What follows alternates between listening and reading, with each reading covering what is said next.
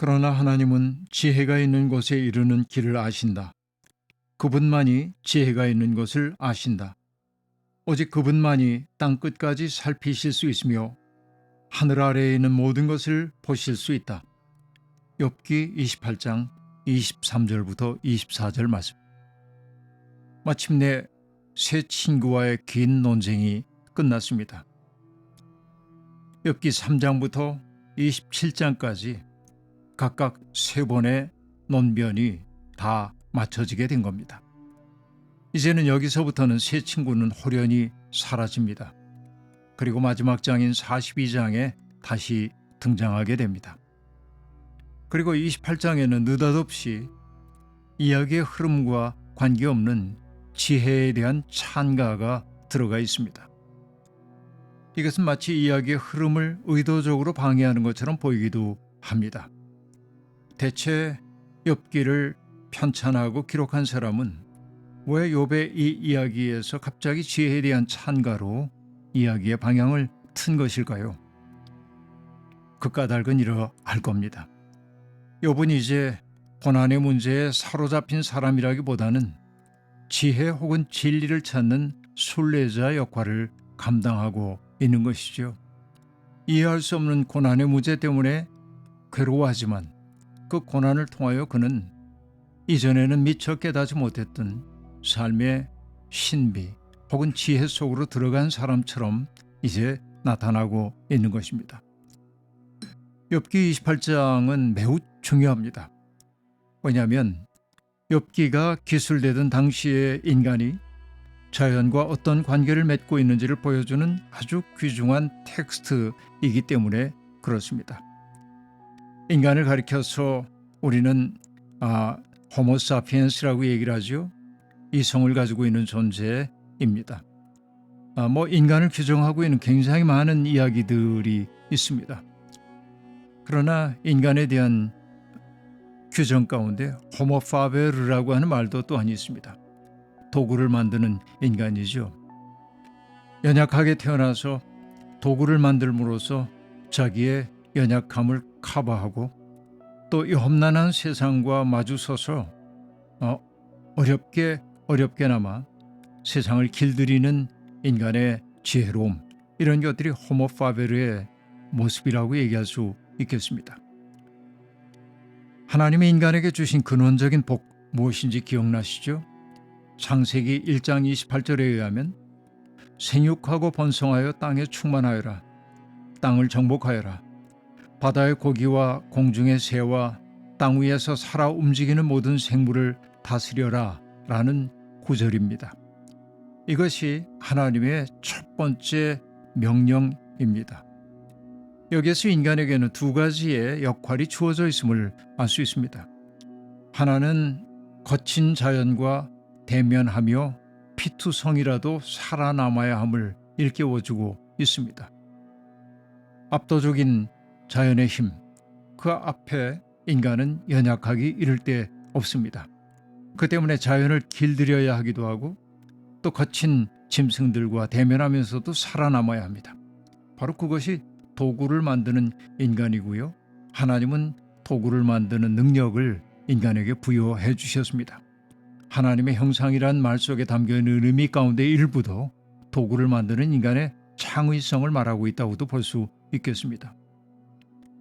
인간의 두 번째 책임이 있다고 한다면 하나님의 창조물인 피조물들을 그 피조성에 맞게 살아갈 수 있도록 돌보는 책임 또한 주어져 있습니다.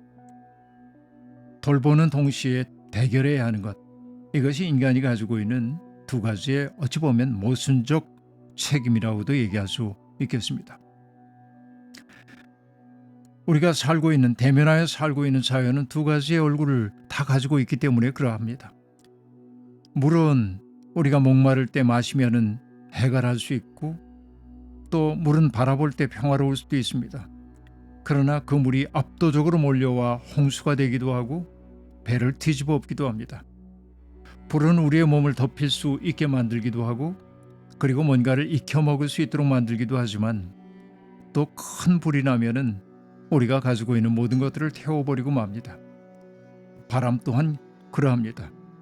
우리의 그 더위를 느끼고 있을 때 바람은 서늘하게 우리의 뺨을 식혀주기도 하지만 큰 바람이 불어와 우리의 살림살이를 박살내기도 합니다. 이것이 자연이 가지고 있는 두 얼굴입니다.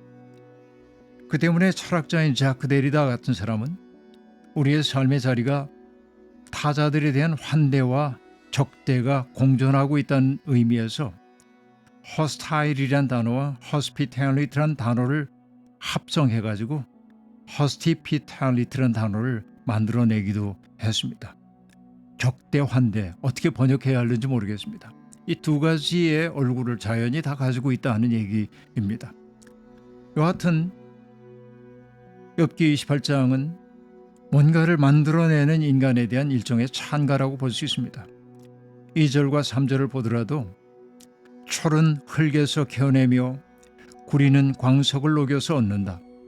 광부들은 땅속을 깊이 파고 들어가서 땅속이 아무리 캄캄해도 그 캄캄한 구석구석에서 광석을 캐어낸다 라고 말합니다. 인간은 그런 의미에서 탐구자입니다. 어떤 동물도 하지 못하는 일들을 하고 있는 거죠. 자연이 가지고 있는 속성들을 탐구해서 이용할 수 있는 것 이용하고 그렇지 않은 것을 버리기도 합니다. 땅속을 탐색하기도 합니다. 이런 인간의 탐구자로서의 본능이 오늘도 뚜렷하게 나타납니다. 챗 GPT라든지 인공지능이라든지 이런 시대를 우리가 살고 있기 때문에 어떤 이들은 우리 시대를 가리켜서 트랜스휴먼 시대라고 얘기하죠. 인간이 이전보다 훨씬 더 큰 능력을 갖고 사는 세상, 초인간들이 등장하는 시대라고 하는 얘기죠. 이것을 포스트 휴먼 시대라고 말하는 사람들도 있습니다. 이게 인간입니다. 욥기는 계속해서 노래하고 있죠. 솔개도 매도 찾지 못하는 길을 찾아내고 맹수들도 발을 들여놓을 수 없는 곳 땅 밑 세계까지 파들어가는 것이 인간이라는 것입니다. 그런데 이 지혜의 찬가는 그 지혜가 사람에게서 발견되는 것이 아니라고 말하고 있습니다.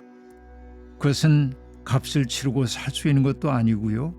또 그것은 숨겨져 있기 때문에 스스로 찾을 수가 없다고 얘기합니다. 지혜가 있는 곳에 이르는 길을 아시는 분은 하나님밖에 없다고 말합니다.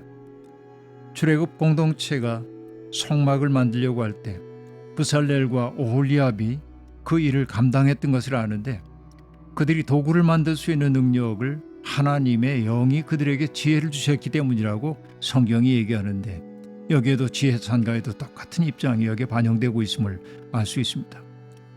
그러나 문제는 뭐냐면 인간은 하나님의 지혜를 얻어서 못할 일이 없는 것 같지만 정작 자기 자신은 알지 못하는 게 인간이라는 것이지요.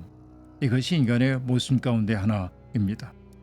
그래서 지혜의 찬가 끝에 오늘 노래는 이렇게 얘기합니다. 주님을 경외하는 것이 지혜요 악을 멀리하는 것이 슬기다 라고 말합니다. 자기의 한계를 받아들이고 인정하는 것이 진정한 지혜라고 말하고 있습니다. 악을 멀리한다는 것은 어떤 의미일까요? 악은 끝없이 분리해내려는 충동이라고 볼 수 있습니다. 나누고 지배하는 것이 악이라고 한다면 우리의 삶은 그런 악을 멀리하는 것, 다시 얘기하면 분리하고 지배하는 게 아니라 연합시키고 끊어졌던 것들을 이어지게 만드는 것이 슬기라고 이야기하고 있습니다. 인간의 지혜의 찬가를 부르면서도 인간의 지혜는 하나님에 대한 경외심에 뿌리를 두고 있어야 한다는 것을 오늘 본문은 강조하고 있습니다. 하나님, 열 길 물속은 알아도 한 길 사람 속은 알 수 없다는 말이 있습니다만 인간은 그 자체로 수수께끼입니다. 숭고한 아름다움을 드러내기도 하고 악마와 같이 사납고 비루한 모습을 보이기도 합니다. 오늘 우리의 모습을 봅니다. 하나님의 형상대로 지음받은 사람임을 까맣게 잊고 욕망의 벌판을 달려가느라 정신이 없습니다. 가장 많은 정보를 접하며 살지만 우리는 어리석은 사람임이 분명합니다. 하나님을 경외하는 마음이 없는 지식은 파괴적이기까지 합니다. 주님, 우리에게 우리의 한계를 깨닫게 해주시고 주님을 진심으로 경외하는 마음을 심어주십시오. 아멘.